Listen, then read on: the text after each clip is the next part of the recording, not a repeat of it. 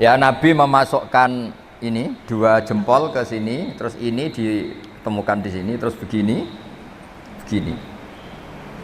Musalsal. Musalsal ya, ini begini, terus ini ditempokkan gini, terus begini sampai sebelah. Sehingga semua kepala kita ini kena asaril wudhu, kena wudhu. Ada orang tanya, Gus, andaikan ada orang ateis atau komunis atau non, dia sosialnya bagus tapi nggak iman sama Allah, dia suka bersedekah, berderma, masa ia menjadi ahli neraka? Kayaknya kok kasihan ya. Ketika Umar datang itu langsung ibtad, semuanya nata apa? Jilbabnya. Umar malah tersinggung, dasar perempuan-perempuan jelek, nggak punya akhlak sama Rasulullah pakai jilbab nggak bener, tapi sama saya malah bener. Jawabnya ibu-ibu, karena Rasulullah itu baik.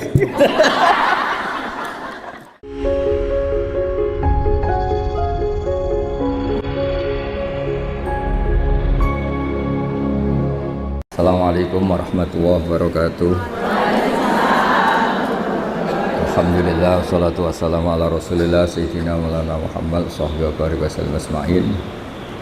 Gini yang pertama, jenengan harus matur nuwun sama Dr. Bunyai Aina. Berkatnya beliau punya watak memaksakan itu akhirnya. Terus kalau cerita sedikit tentang beliau cerita wudhu. Wudhu itu begini. Nanti di akhirat itu malaikat itu tidak secanggih Allah. Malaikat itu pinter-pinter banget. Tentu pinter Allah subhanahu wa ta'ala.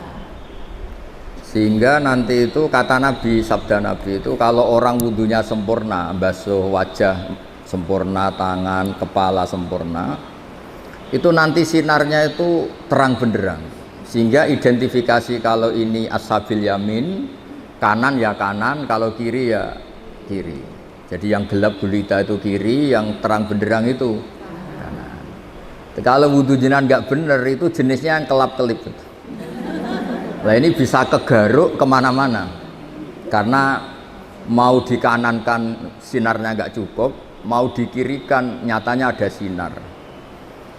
Yaitu terus kata Allah, ini yang jenis ini menjadi ashabul araf, karena pas digaruk sama malaikat identitasnya tidak jelas. Maka kata Nabi, inna ummati yut'auna yaumal qiyamati hurran muhajjalin. Umatku nanti dipanggil Allah itu dalam keadaan wajahnya bersinar, tangan kakinya bersinar. Terus Nabi ngendikan min asaril wudhu, semua itu efek dari wudhu. Kalau wudhunya sempurna, sinarnya itu sempurna. Nah, maka tadi Neng Aina cerita panjang lebar tentang wudhu. Jadi begini ya, wudhu itu meskipun sah dalam madhab Syafi'i ya. Dalam madhab Syafi'i itu kalau ngusap kepala itu sedikit pun itu sah. Tapi kalau dalam madhab Hanafi itu minimal itu sak bon-bonan, seperempat caranya. Ini itu apa kalau orang Jawa? Bon-bonan. Tapi yang musalsal, tapi bukan syarat sah ya, ini ideal ya. Yang musalsal sampai Rasulullah itu terutama bagi cowok kayak Gus Sofa ini begini. Nabi memasukkan, coba pegang ini enggak, ini dipegangin mic-nya. Ya, Nabi memasukkan ini dua jempol ke sini, terus ini ditemukan di sini, terus begini, begini. Musalsal. Musalsal ya, ini begini, terus ini ditempokkan gini, terus begini sampai sebelah. Sehingga semua kepala kita ini kena asaril wudhu, kena wudhu. Karena diantara identifikasi orang baik ya itu ada istilah yauma taral mu'minina wal mu'minati yas'a nuruhum baina aydihim wa bi aymanihim. Nanti di akhirat itu para malaikat tuh melihat ini wajahnya bersinar apa enggak. Sekali bersinar langsung dikategorikan partai kanan. Kalau yang tidak bersinar partai apa? Kiri. Berarti partai terlarang. Terus kemudian disekat. Faduriba bainahum bisuril lahu bab, disekat. Nah, sekat ini nanti yang menjadi pagar, Iqbal ya, menjadi apa? Pagar. Yang temangsang karena kelip-kelip itu disebut ashabil a'raf. Ashabil a'raf itu orang kalau dimasukkan surga kuotanya nggak cukup, dimasukkan neraka pernah ke majelisnya Ning Aina kan nggak pantas. Kalau diumumkan gini kan nggak pas. para ibu-ibu yang ikut ngaji ning Aina di Arisalah silahkan masuk neraka, kan nggak pas ya. Makanya penting bikin paradok itu penting supaya kita tidak sah masuk apa? Neraka. Makanya ada pengarang Burdah itu terkenal sekali. Pernah dengar tuh kitab apa? Burdah. Itu yang ngarang namanya Muhammad bin Said Al-Busiri. Namanya itu Muhammad. Bener-bener Muhammad namanya ini. Beliau dalam doanya itu lucu, ya Allah, nama saya ini Muhammad. Sehingga kalau nanti engkau manggil, wahai Muhammad, masuklah ke neraka, itu paradok. Engkau adalah zat yang enggak pantas bersikap apa? Paradok. Wahai Muhammad, masuklah ke, itu paradok apa pas? Paradok. Makanya terus disunatkan punya nama yang baik supaya nanti misalnya, nah sehingga kalau nama kita kadung misalnya nama biasa atau nama Jawa gak apa-apa, tapi nanti punya nama baru ikut majelis apa? Taklim atau majelis ar-risalah. Jadi wudhu itu penting sekali karena itu identifikasi. Jadi di surga neraka itu definisinya Allah itu yaumatab yaddu wujuh, di hari ada wajah-wajah bersinar, watas waddu wujuh, ada wajah-wajah yang gelap. Itu yang menjadi alasan Allah mana yang perlu masuk surga, mana yang perlu masuk neraka. Nah, tentang tauhid supaya sampai tidak terjebak ateis atau komunis. Saya pernah ngaji sama orang-orang Pertamina di pondoknya Gus Zofur Maimun, yang isi beliau sama saya. Ada orang tanya, Gus, andaikan ada orang ateis atau komunis atau non, dia sosialnya bagus tapi nggak iman sama Allah, dia suka bersedekah, berderma, masa ia menjadi ahli neraka? Kayaknya kok kasihan ya. Padahal kata kitab akidah, orang yang kafir tetap masuk neraka meskipun dia baik secara apa? Sosial. Terus saya punya analogi itu kias. Misalnya saya punya rumah, ini rumah saya, ada kulkas isinya buah lengkap ya, ada makanan, rampatan, ada semua. Terus ini Gus Iqbal atau Gus Sofa ini masuk, terus ibu-ibu dibagi, ini silahkan makan, silahkan makan. Kira-kira orang itu nganggap Gus Sofa itu baik, nyun sewu, apa maling? Dari segi ngasihnya baik, tapi yang dikasihkan milik orang. Tidak ngakui jasanya yang punya. Ketika Anda baik tapi ateis, silahkan minum, tapi kamu nggak pernah berpikir kalau itu minum itu ciptaannya Allah Subhanahu wa Ta'ala. Silahkan tempat rumahku, memangnya bunyi gayanya bahaya kan, gayanya Allah Subhanahu. Masuk toh? Artinya betapa fatalnya orang yang tidak ngakui Allah Subhanahu wa Ta'ala. Ketika orang nggak ngakui eksistensi Allah, ternyata dia ngamal atau berderma dengan sesuatu yang tidak miliknya, tapi merasa miliknya. Itu buruk apa baik? Buruk. Nah itu kenapa orang-orang yang tidak ngakui eksistensi Allah, apapun baiknya tetap kena sanksi. Itu ibarat Gus Sofa atau Gus Iqbal ini masuk rumah saya, isi kulkas disodakohkan, isi uang disodakohkan. Dari segi sodakohnya baik, tapi ditangkap tuh sama Bu Bulwan itu dianggap pidana ya. Itu kira-kira diapresiasi apa ditangkap? Ditangkap apa diapresiasi? Ditangkap. Ibu-ibu kalau numpang suami sedekah sama tetangga agak pamit suami, diapresiasi apa dimarahi? Nah, itu pentingnya iman sama Allah Subhanahu. Kalau kita iman kan kita ngasih tetangga tidak sok berjasa karena kita yakin uang ini milik Allah Subhanahu. Makanya saya termasuk kiai baik gitu. Kata orang banyak saya ini kan termasuk kiai pinter. Tapi kenapa saya tetap tawaduk? Karena saya tahu ilmu saya itu milik Allah Subhanahu. Sehingga saya tidak perlu nuntut jenengan hormat saya, ngesot, nggak perlu. Ya sudah begini sudah bagus. Jadi dulu itu sahabat ditanya, ini cerita nyata. Ibu-ibu mulai dulu kan tukang demo. Ya nggak pernah bener lah mulai dulu, memang sudah gitu. Tapi tetap masuk surga karena nanti malaikatnya bisa didemo kalau nggak masuk surga. Ibu itu ngaji sama Nabi, itu ada yang jilbabnya miring, ada yang nggak pas, Mungkin sebagian ada yang, pokoknya ada yang nggak pas. Mungkin nyuwun sewu ada yang sebagian, pokoknya nggak pas. Ya pas ngaji sama Rasulullah. Ya Nabi betul, Nabi Sayyidul Awalin wal Akhirin. Bareng Umar datang ke majelis, semuanya ibtadarnal hijab, semuanya menata apa? Hijabnya rapi gitu. Aku yakin ini adekan tidak ada nih, mungkin nggak setegang ini. Misalnya sama saya saja, mungkin ibu-ibu rileks. Ini ngaji sama orang baik, jadi rileks. Ketika Umar datang itu langsung semuanya nata apa? Jilbabnya. Umar malah tersinggung.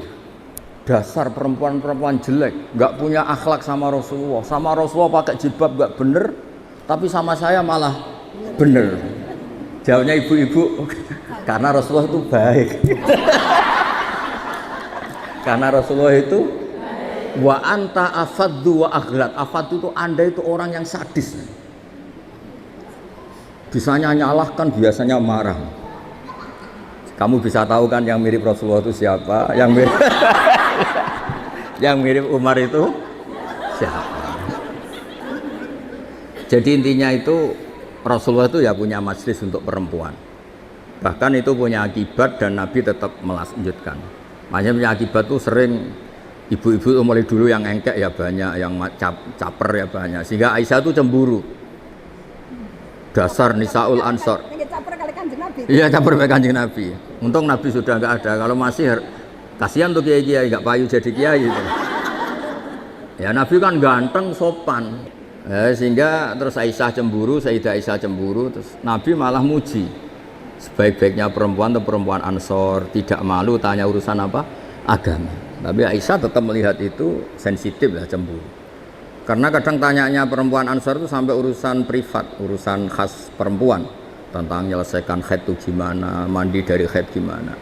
Saat itu kan belum ada syariat, belum ada pondok, belum ada majelis taklim. Jadi memang yang menerangkan harus Nabi sendiri.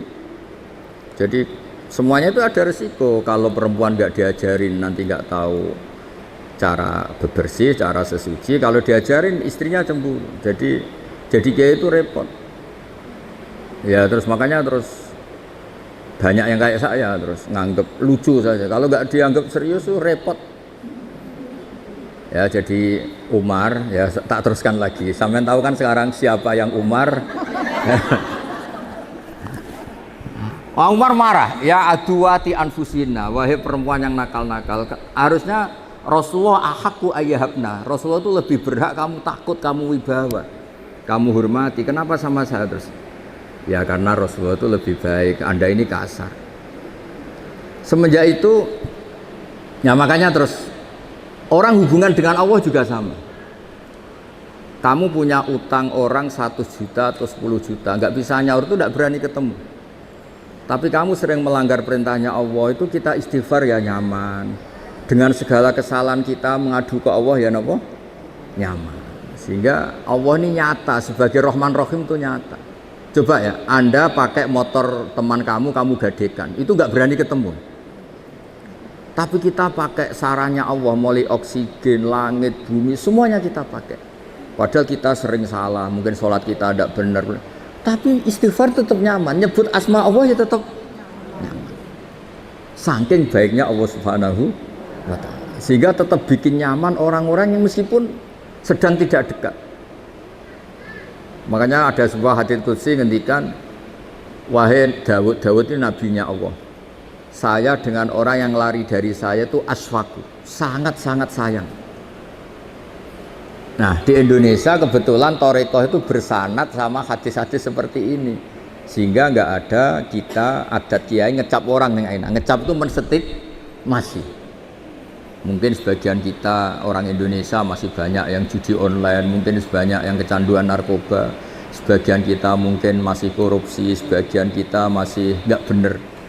Tapi karena agama ini bukan mengadili atau terus membasmi, tapi agama ini membenahi. Kalau ada jalan rusak itu dibenahin apa terus nggak dijadikan jalan? Tetap jalan tapi dibenahin. Kalau rumah ada tikus itu rumahnya dibakar apa tikusnya yang disuruh mirip? Gara-gara sanat-sanat seperti itu, sehingga alhamdulillah masya Allah enak kerennya kayak gini tuh peduli. takut umatnya Nabi itu wudunya salah, sholatnya salah, zakatnya salah. Tidak kok malah ngadili dasar bego, dasar goblok. Enggak, dibina. Sehingga jenengan harus bersyukur dengan metode seperti ini. Meskipun yang ngeri-ngeri sedap. Saya enggak bayangkan. Andai kan saya ini kan sudah kiai top. Itu kalau kesini itu ya gimana gitu. Lo tanya ini anaknya, tadi nyogoi kopi saya itu belum loh. Saya datang belum sampai 5 menit, belum ada kopi loh. Kok ngaji Gus yo? Nggih. Orang nggih itu bisa saking baiknya atau saking takutnya. Kayaknya yang kedua. No. Nah, jadi oh kandani. Di sini aja masih diteruskan. Gimana kalau nggak ditodong? Oh. Nggak ditodong. Pakai mic, ngamuknya pakai mic biar dengar. Saya itu dekat sekali sama Mbak Ma'ruf, suaminya Ning Aina itu beda betul. Mbak Ma'ruf itu anteng ngaji. Kalau sama saya itu diskusi apa? Ikhya. Lu tanya ini anak-anaknya. Diskusi kitab Ikhya itu. Kalau sama Ning Aina diajari tukaran. Gus harus ada RMI perempuan. Tadi saya ketemu ketua RMI. Wah, yang gugat terus. Dan saya senang. Memang perempuan itu baiknya gugat. Ini ada cerita. Ini cerita sanad mutasil ya. Saya berkali-kali cerita. Belum ada hukum Allah dirubah kecuali karena pemberontakan kaum perempuan. Jadi di juz 28 itu ada surat namanya surat Mujadilah. Ada yang baca surat Mujadalah. Jadi ada perempuan cantik, namanya itu Khawlah. Orang Arab itu kan hiper, karena makannya daging tidak ote-ote, jadi hiper. Kalau Kiai Jawa itu kan makannya ote-ote, tempe, terus utang jatuh tempo, jadi sudah error lah sudah. Masalah syahwatnya itu sudah error. Sudah tempe, terong, utangnya jatuh apa? Tempo. Kalau orang Arab itu kan makannya daging, orangnya punya uang. Ya mungkin karena lama nggak hubungan suami istri, istrinya itu cantik, ngerti istrinya itu suci, sudah haid suci. Pas masih sholat tuh diajak hubungan suami istri kan nggak mau, setelah wiridan ya nggak mau. Terus dia marah, didihar, belum dicerai, didihar itu ada satu bahasa yang setingkat talak. Ya pokoknya gitu lah, ada satu bahasa setingkat talak. Terus dia merasa gimana kok sampai gini, kayak sudah dia agak kecewa dengan perilakunya sendiri. Matur Rasulullah, ya Rasulullah saya ini tadi begini-begini. Nabi menjawab, oh yang kamu katakan itu bimanzilati tolak, yang kamu katakan itu semakna dengan tolak, berarti istri kamu tidak halal bagi kamu. Ya lelaki yang mantuk-mantuk, meskipun dia tuh ya iman, istrinya cantik kok hilang, waduh, gara-gara kata itu terus kehilangan apa? Istri. Dia kayak gimana gitu, kehilangan istri cantik itu kan berat. Kehilangan istri jelek aja berat, apalagi kadang ada yang jelek rezekani gitu. Sama Gus, ya. Punya suami ganteng juga medeni ganteng punya uang nih, nak kere gak pati medeni. Karena kalau ganteng kere itu terus error ya, nggak menarik ya, terus ngowah-ngowah kayak orang. Walhasil terus ya sudah hukumnya itu cerai. Si suami ini langsung nurut sama Nabi, kehilangan istri. Pulang. Kata istrinya gimana kata Nabi? Dihukumi cerai. Wow, dilabrak Nabi, ini perempuan ini. Dilabrak. Ya Rasulullah ini hukum apa? Enggak benar hukum yang kamu katakan tuh enggak benar. Ini hukum apa? Apa-apaan ya? Kalau saya dicerai ketika masih cantik enggak apa-apa. Lelaki itu sudah menghabiskan muda saya, cantik saya. Ketika cantik saya, muda saya hilang, terus kamu hukumi cerai. Kalau dulu nggak apa-apa, sekarang saya ini sudah tua. Saya ini punya anak banyak. Kalau dirawat dia, mesti terlantar, katut babon lain katanya. Kalau dirawat saya perempuan nggak bisa cari apa? Nafkah. Kalau bikin hukum yang benar, Nabi bilang sementara hukumnya hanya gitu, memang hanya gitu sementara. Lu itu perempuan tadi saking kacaunya bilang gini nih enak sama Rasulullah. Ya nanti engkau saya laporkan Tuhan bahwa Anda ini tidak serius Kalau kowe jadi nabi hukumnya harus dievaluasi. Nak gak perempuan gak bisa. Dia pulang, tapi perempuan ini religius. Dia sujud berdoa, ya Allah, kasih tahu Nabi engkau bahwa kalau bikin hukum jangan begitu. Lalu itu malaikat datang ke Rasulullah. Mat turuti repot musuh wedok. Repot turuti. Saya tuh berkali-kali loh ketemu ireng ditodong Gus siapa suruh ngaji. Saya biasa bilang enggak ya. Tapi kalau ras terkuat di dunia yang ngomongnya itu bisa masalah besar. Jadi itu Rasulullah Nabi dikomplain. Makanya cerita itu sebagian tuh nggak bener. Katanya ada kiai itu cerita. Nanti bidadari di surga tuh cantik-cantik. Sudah cantik nggak bawel. Sudah cantik nggak bawel terus nggak minta uang belanja, uang salam, pokoknya baik. Terus ada santri bilang, Pak Yai, Ibu Nyai di belakang baru datang. Tapi paling cantik tetap yang dari dunia. Kok bisa hanya ada tambahan itu kan? Saking takutnya. Akhirnya hukum dihar itu tidak sama dengan tolak. Makanya ada surat ini Sofa tahu Iqbal. Qad sami Allah qaulal lati tujadiluka fi zawji. Allah itu mendengar perempuan yang bantah kamu. Tujadiluka itu bantah, komplain. Kayak apa perempuan? Hukumnya Allah aja dilawan. Kondang lah pokoknya prestasinya itu hebat. Sinten Gus? Ya tadi Khaulah tadi. Dan penerusnya maksudnya. Khaulah dan apa? Dan penerusnya. Tapi itu menjadi berkah. Andaikan tadi perempuan tadi tidak komplain, mungkin tidak ada hukum seperti itu. Jadi makanya komplain itu penting kalau sudah muqaddar. Jangan pernah dengar kan sholat itu pertama 50 apa 50. Itu berkahnya Nabi Musa yang tukang komplain. Kalau tidak ada komplain bisa 50. Jadi berkah komplainnya Nabi Musa itu kayak Neng Aina, dia kan tidak model gini, mungkin saya tidak ngaji sama-sama. Misalnya loh, beliau berakhlak karimah kayak orang Jogja. Ngapunten Gus, nak menawi kerso, ngaos, nak boten nggih, mboten dadi penggalih, nderek mawon. Wah, aku mesti milih enggak, yakin milih enggak. Kira-kira loh, andai kan yang enak kayak orang Jogja sesopan itu, saya ngaji apa enggak? Oh enggak, pasti enggak. Itu butuh teror itu. Saya itu berkali-kali di Sidogiri, di pondok-pondok itu kan masih keluarga itu. Mesti ya monggo Gus nak ngaji, aku muni sesuk ya sesuk gak apa-apa engko. Nah kali ini enggak. 5 menit. Jadi ya. Tadi saya baru asik cerita-cerita sama Mbak Anwar. Beliau delok jam, wis wayahe ngaji. Wah. Jadi sowan Mbak Anwar ya dijami. Mbak Anwar loh, abahnya sendiri. Di tengah-tengah asik cerita ya hebat, Masya Allah. Semoga nanti Munkar Nakir juga takut tanya. Terus repot musoning Aina wis kono ning sekarang.